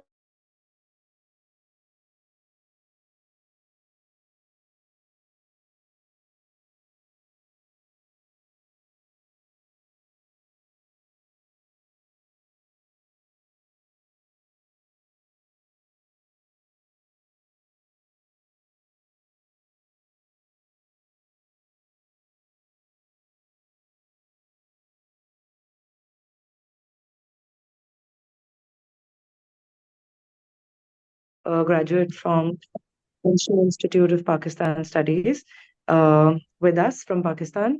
A very warm welcome and comrade, and thank you for making time to be here. Please take the stage. Comrade Sakib. Surk Salam, comrades. Revolutionary greetings from Democratic Federation of Pakistan. First of all, I would like to extend our gratitude towards All India Student Association for giving us the opportunity to share our perspective on this crucial topic. Comrades, DSF believes that international student solidarity with Palestine is very important as it amplifies the voice of Palestine to be heard around the globe. By standing on the issues, uh, by standing united on the issues, help expose the Israeli occupation and apartheid in front of the masses who are being misguided with civil propaganda otherwise. Like in Pakistan, the propaganda around Palestine has been heavily influenced by competing narrative. On one side, the liberal propaganda attempts to justify Israeli action by calling it as self-defense against Hamas. And on the other hand, conservative propaganda often reduces the entire struggle to a religious conflict between Muslim and Jews. These both perspectives undermine the true essence of Palestinian struggle and hence favoring the Zionist state. The DSF has actively countered divisive propaganda through awareness campaigns by organizing public discussions, study circles, and other visible support activities like organizing rallies and marches for the Palestinian cause. By fostering critical thinking and collaborating with other organizations, DSF aims to build a broad base for informed advocates for Palestine. We believe it is the international solidarity of students and youth and their collective action that helps in keeping the issue of Palestine alive and at the forefront. This solidarity challenges the narrative of liberal and conservative governments that favor the Israeli apartheid state. Dear comrades, DSF from its inception stands in solidarity with Palestinian people against the colonization of their land and heinous atrocities committed by the apartheid Zionist state of Israel. Till this day, DSF believes that injustice anywhere is a threat to justice everywhere. And we will continue extending our unwavering solidarity to the people of Palestine till victory. We denounce the Zionist narrative of self-defense, which is nothing but a propaganda in disguise that seeks the justification of its crimes against humanity. Calling its atrocities an act of self-defense against Hamas is a failed attempt to hide its Zionist crimes. We believe that the Hamas or any single organization can be held responsible for starting the recent war, but actually it is the continuation of Zionist colonization and oppression that should be held responsible for starting this war. And this oppression or this war has been started since the day when the Israel was created. The killing of children, women, old and young Palestinians at the hand of Zionist forces has been happening since the creation of Israel. This day is referred as Nakba, which literally means catastrophe in Arabic, as thousands of Palestinians were forcefully displaced from their homeland and saw ethnic cleansing of the natives to illegally settle the Israeli settlers on their land. For decades, the Zionist state resorted to the policy of land grabbing, illegal settlements, brutal military actions, and systematic subjugation of Palestinian population.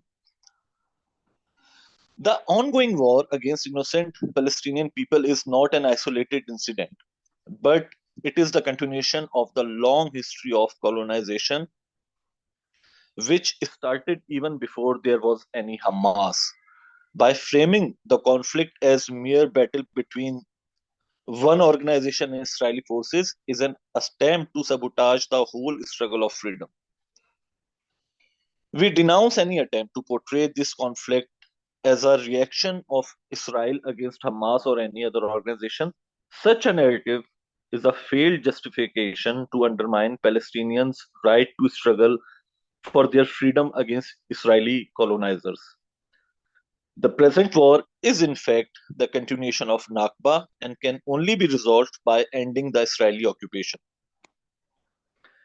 DSF also rejects the dim-witted narrative of liberal media that tries to paint both sides as equally responsible for the conflict. Israel, having its military might capabilities, vast resources, and support from imperialist powers such as America, UK, and other European compradors, this clear imbalance of power between the two makes it evident that Israel is the aggressor. While any narrative that tends to ignore this reality is actually serving to maintain the Israeli occupation and genocide against Palestinian people. Dear comrades, DSF believes that two-state solution is a failed scheme to extend the Israeli occupation over Palestine. That's why we denounce the two-state solution. We support one democratic, secular, unified Palestinian state with its capital in Jerusalem, free from occupation, apartheid, and colonialism. Even though the two-state solution has been long endorsed by imperialist and neoliberal forces as the solution towards peace, but in reality, it's a project to legitimize the Israeli occupation and dominance. This so-called solution has allowed the colonial Israel to continue with the land grabbing, expansion of illegal settlements, and to maintain its military control over the Palestinian territories, and to deny the Palestinian population their basic right to freedom. The concept of two-state solution lies in legitimizing the concentration of Palestinian people into isolated enclaves surrounded under the watch of Zionist military and settlements. This is in no sense a viable solution, but actually an attempt to pacify the international opinion while keeping the Israeli occupation ongoing. While the one state solution, which is democratic, secular, unified state of Palestine, is the real solution, it is a historical fact and morally essential. One state solution also represents the break from cycle of oppression and offers a future where people can coexist. It's a rejection of segregation. Dear comrades, DSF believes that our struggle are interconnected globally. With the zeal of internationalism, we must oppose imperialism, capitalism, neoliberalism, colonialism, and exploitation in all forms, making the Palestinian cause integral to our broader fight against these injustices. We must challenge the myth that peace in the region can be achieved without justice. True peace will only be achieved with the freedom of Palestinian people and the creation of one unified Palestinian state with its capital in Jerusalem. Democratic Student Federation Pakistan stands in solidarity with Palestine. Let's educate, organize, and mobilize together, raising awareness and demanding justice for Palestine. Down with colonialism, down with imperialism. From river to the sea, Palestine will be free. Long live revolution. Inqilab Zindabad. इनकलाब जिंदाबाद comrade. Thank you so much. Anybody जिनको questions हैं to comrade Saqib can please put them in the chat box. Next and the final last speaker we have with us is Comrade Abhigyan, who's the Delhi State President of ISA. Comrade Abhigyan is also a student at the Delhi University. Very warm welcome and thank you for joining us, comrade.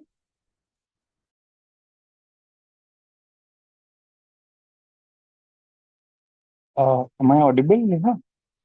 Yes, comrade.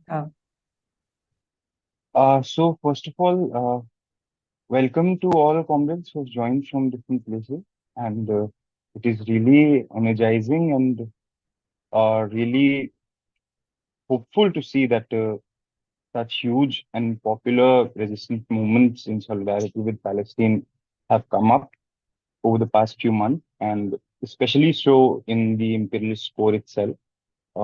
So revolutionary solidarities from ISA to all comrades who are engaged in struggle in solidarity with the Palestinian people. Uh, Comrades, the Indian state, particularly, uh, since its independence in 1947, has really formally extended solidarities to the Palestinians. And from the beginning, independent India, we've seen that the government and state these formal solidarities with the Palestinian people and raising voice against colonial regime. But as comrades know that India is the Comrade Abhigyan, magnus- your voice is cracking. Can't hear you properly. okay. Is that now? No, maybe turn off your video and check if it's better then. Now?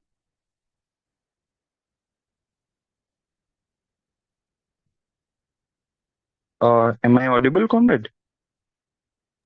Yes, comrade, yes. Yeah. So I'll just turn off my video and speak. Uh, s- so comrades, as comrades from across the globe know that India is going through a rampant rise.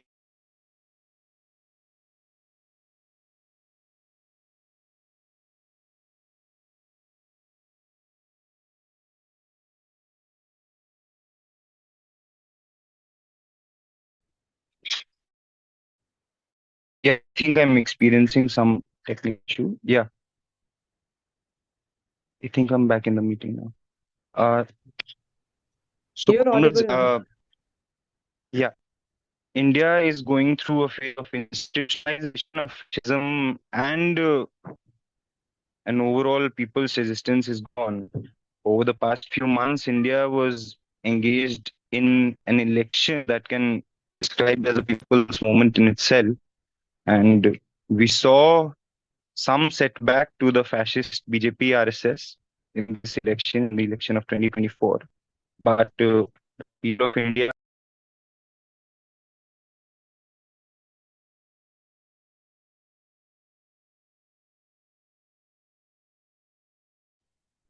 uh, the people of India are under no misconceptions that the threat of fascism is over or weakened just by the parliamentary loss of some seats. And ultimately, it has to be defeated by people's movements on ground.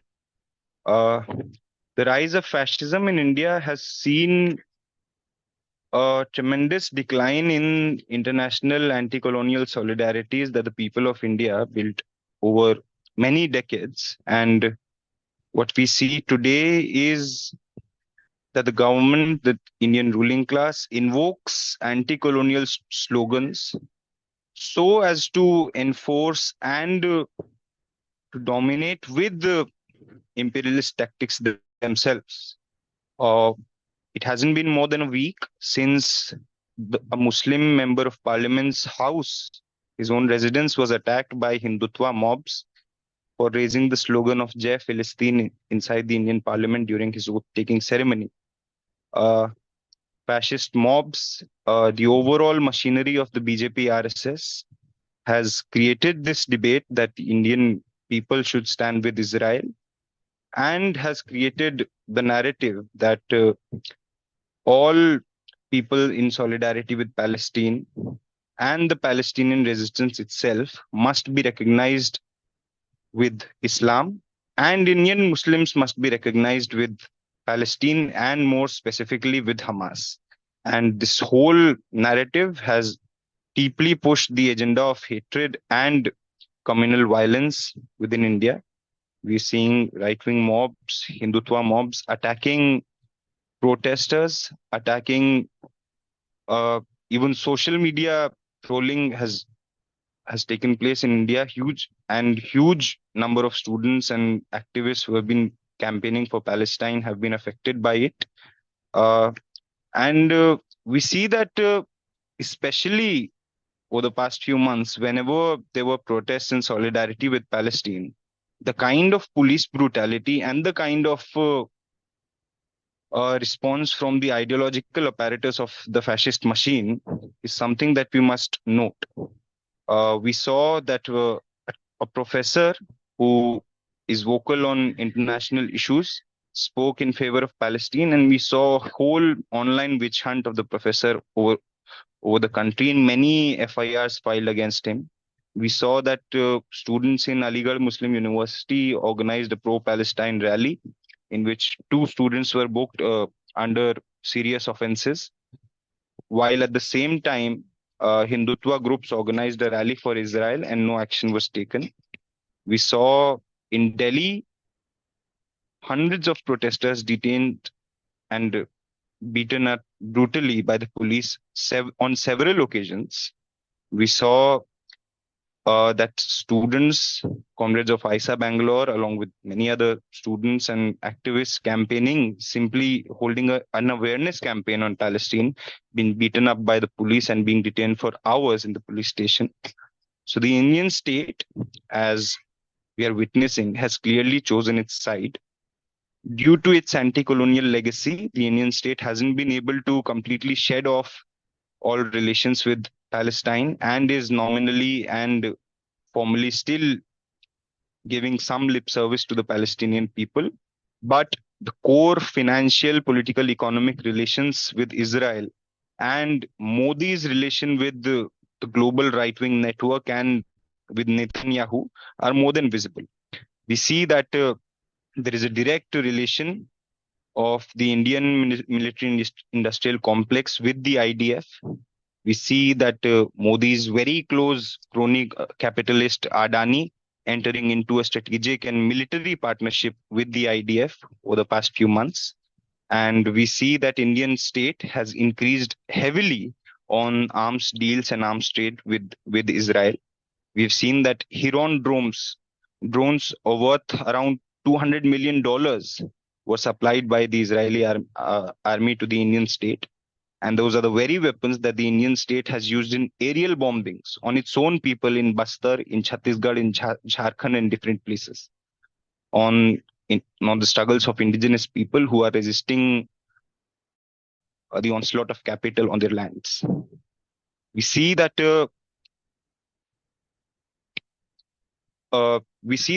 students and activists and teachers who have been organizing for the cause of Palestine are being brutally attacked by the police everywhere.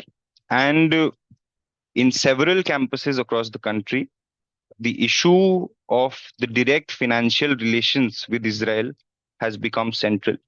In Ashoka University, particularly, we saw students marching with Palestinian flags during their convocation, demanding that the private university, cut ties with the Tel Aviv University. Comrades, the Indian state today, the fascist machine today, is trying to mobilize the international support for Palestine and trying to give the narrative that that all support to Palestine and all support to the anti-colonial struggle must be completely criminalized, and is trying to create the whole situation into is trying to create the message into a religious and a communal narrative. Apart from this, we are also seeing the very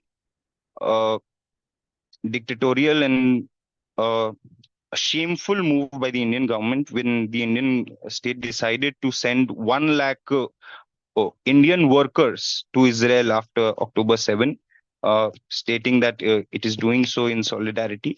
We are seeing that in the name of this international solidarity, the Indian state is acting like an organized crime of human trafficking is taking place, where workers are forced out of their homes, are being forced out of their country, and with the false dream of a better livelihood in Israel.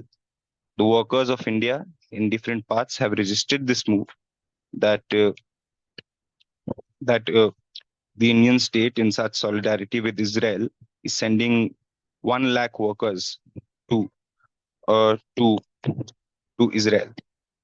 Comrades, overall, we see that the strategic and the political ties of the global right are deeply entrenched in ideological, political, and economic relations. And in India, the struggle for Palestine has come together with the struggle against Islamophobia within India, has come together with the struggle against anti-worker policies within India. And more and more students, teachers, activists coming up on the streets and raising the demand for a free Palestine, while also countering the narratives of hate, the narratives of crony capital, the narratives of the international solidarity of the global right.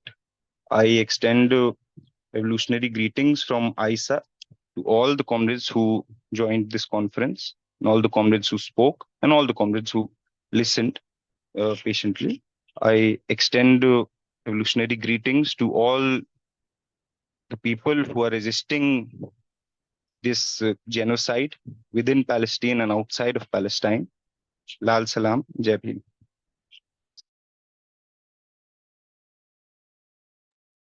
Thank you so much, Comrade Abhigan.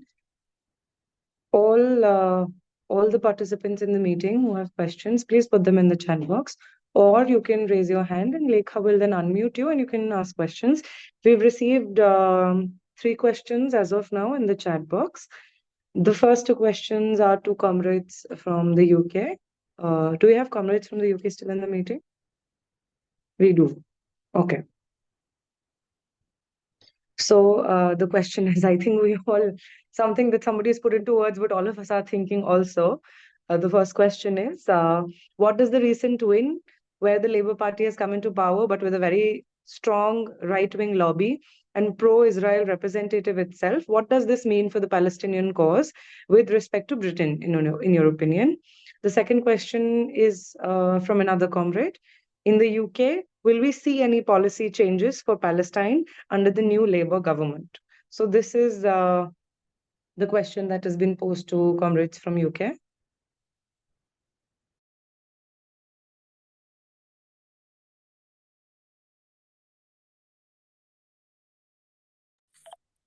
Yeah, I could give a go at answering that first question. Sure.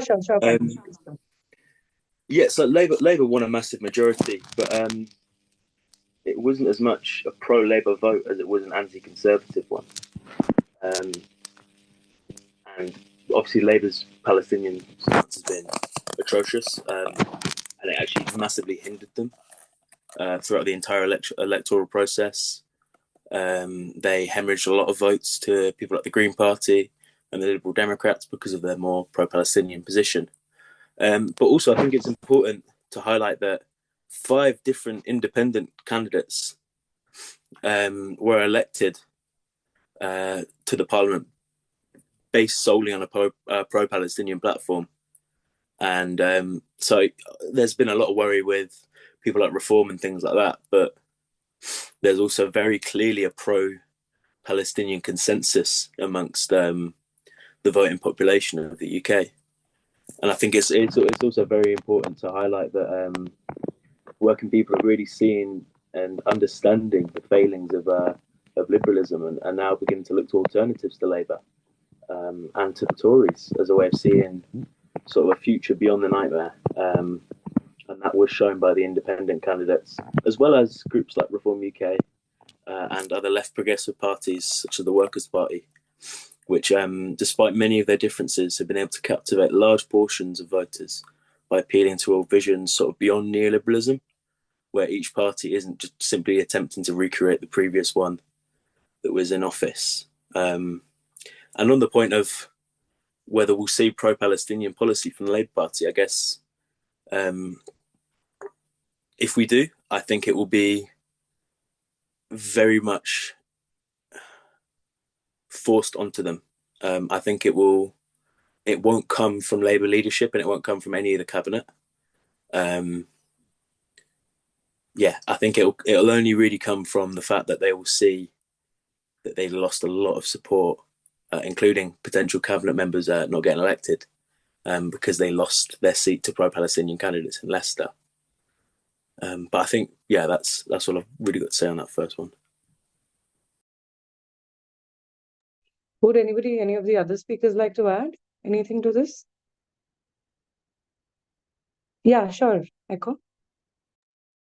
The Norwegian government that we have right now, I would say, is a little bit similar to the government that Britain is getting, where you have like a centrist, kind of privileged labor leader that doesn't want to stop supporting Israel. But in Norway, we managed to like push the government very, very hard, and they started to do some things like recognizing Palestine, and they pulled some investments, and they have like criticized Israel sometimes, and they have not gone far enough. Of course, it's too little and it's a bit late, but it's possible. So I think with the Labour government, I think Keir Starmer is probably more of a Zionist than, and he's probably bought and sold in a higher degree than the Norwegian government. But I think with a lot of pressure, I think it's possible to do a lot of things and to get through some policies, especially with Jeremy Corbyn in the parliament and some Greens and other pro-Palestine people in the British Parliament. I think if you keep the pressure up and you don't let Labour get away with being pro-Israel, then I think things are looking good. I'm optimistic about Britain, while I'm a bit concerned about reform, obviously. Yeah.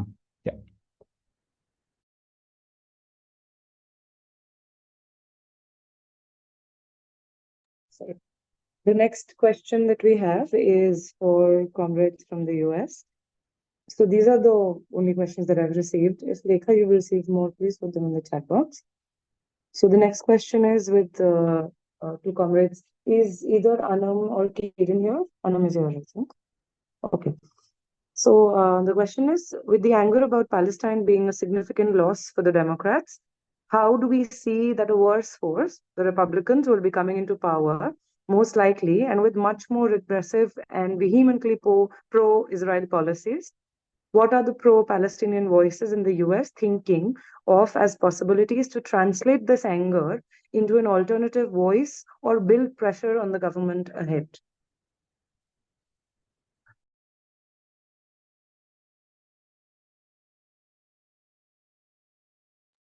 Anam, would you like to take that?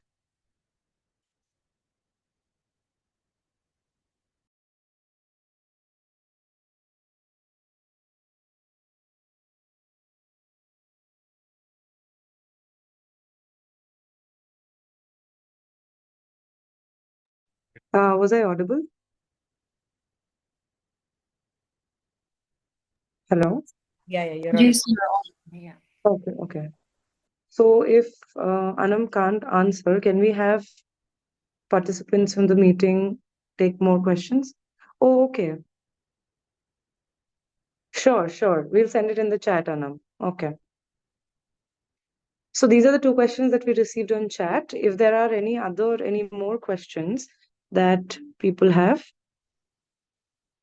you can raise your hand, or Lekha can unmute you and you can ask them directly. You don't need to type them in the chat box.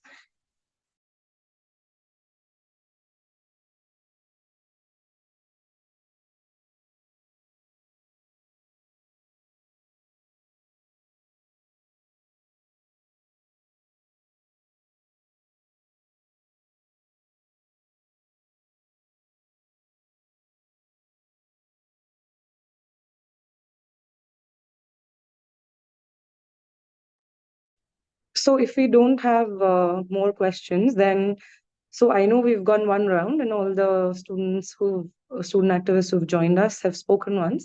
But if in conclusion, anybody, even the participants in the meeting or the speakers who joined us in the panel, if anybody would like to add anything in conclusion, it would be wonderful.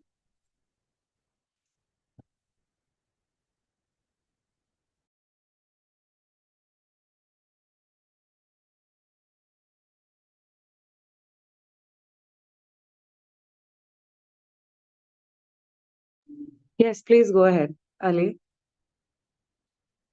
And Yeah, I just want to end it with this fight for Palestinian liberation is a fight that's going to affect all of us, wherever we live on the earth.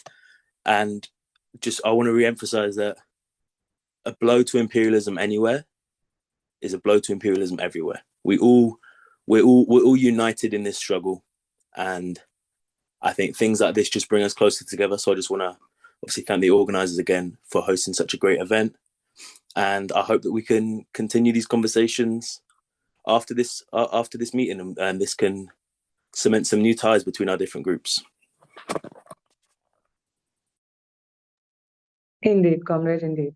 Echo, you would like to go next? Yes, please. Yeah, I just want to build on what he said. One thing that I noticed in the board meeting in Stavanger with the uni board, there was an oil industry representative in the board meeting, and she talked about how they can't listen to the student demands when it comes to ethics, because if they do that, then they have to listen to student demands when it comes to ethics, when it comes to oil, when it comes to like climate change and other business deals. So it shows that the capitalists, the bourgeoisie, the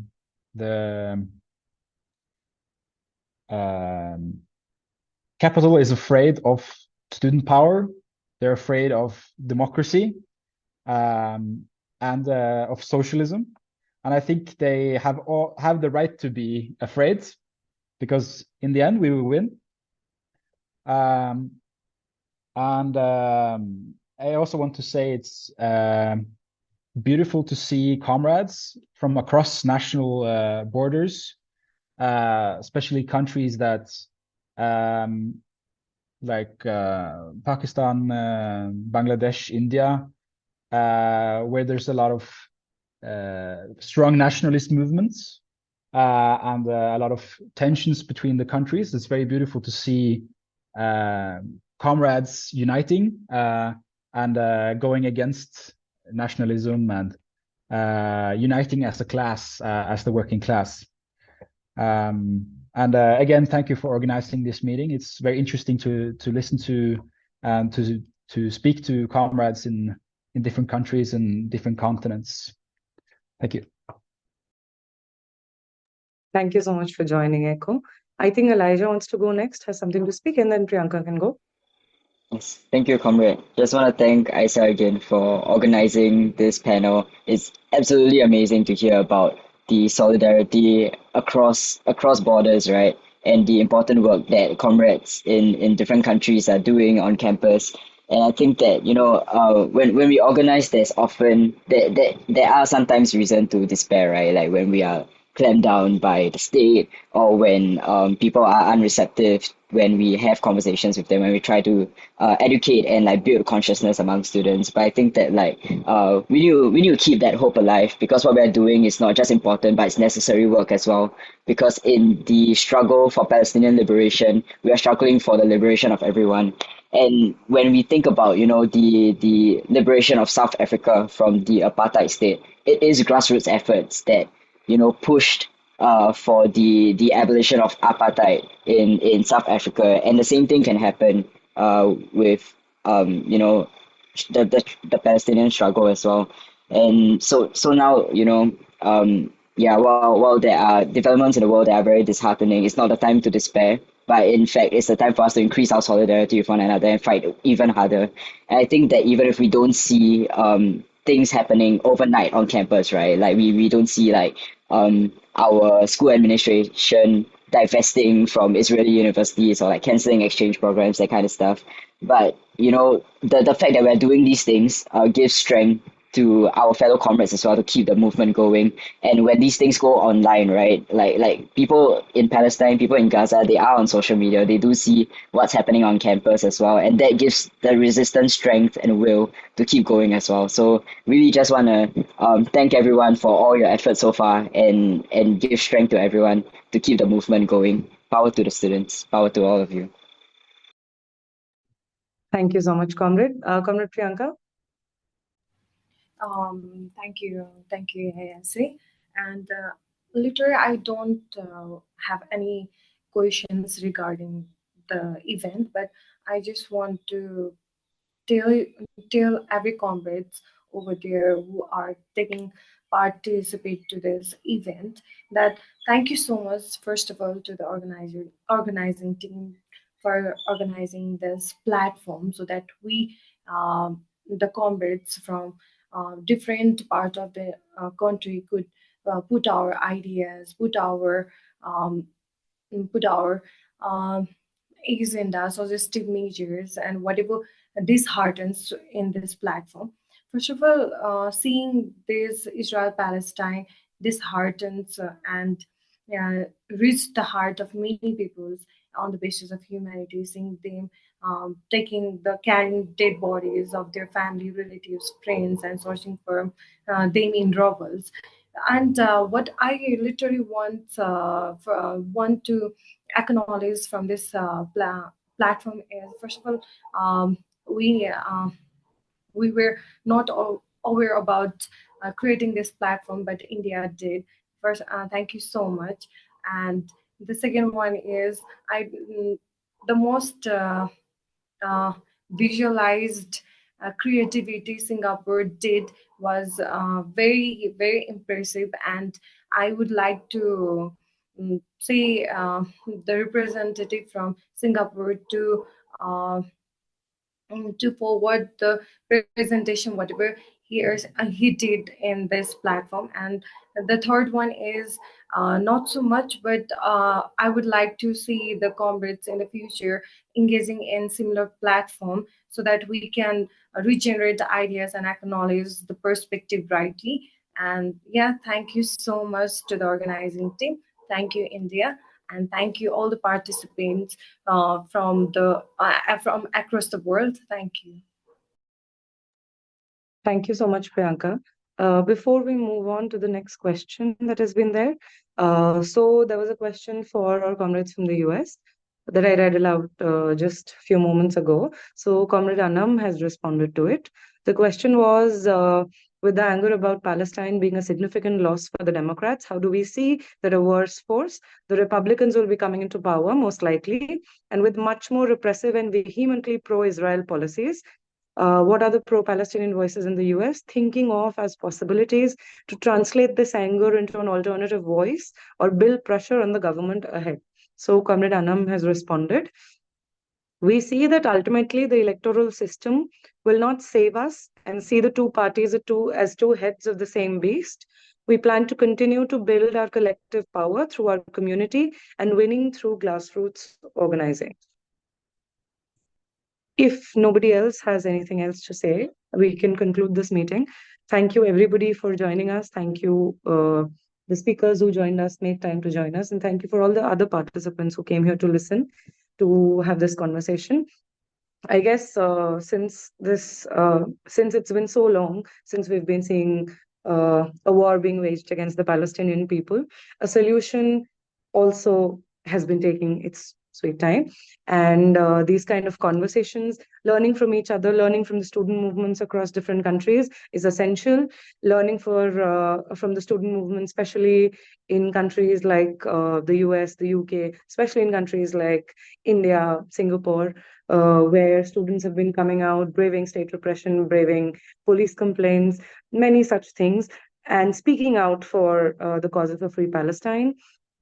Also, with regard to the rise of right-wing governments throughout the different countries that we are seeing, it was essential that in India, especially where the war that Israel is waging on Palestine is not being seen as a war that Israel is waging on Palestine, but instead it's being seen as a war that is being waged against Muslim terrorists and equating all Muslims to terrorists. It was essential that we hold this kind of a meeting as people's representatives are facing flack for chanting slogans of a free Palestine. It was essential that we had this conversation. Thank you, everybody, for joining us.